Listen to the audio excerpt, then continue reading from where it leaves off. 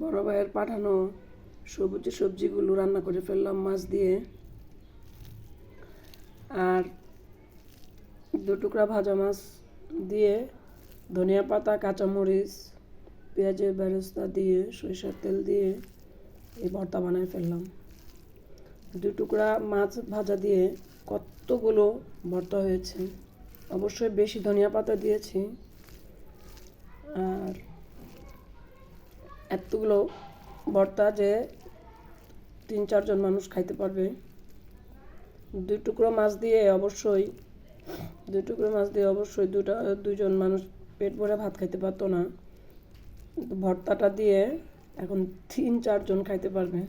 দেখেন কতটা ভর্তা। ভর্তাটা এত টেস্টি, ট্রাই করে দেখবেন, ভালো লাগবে।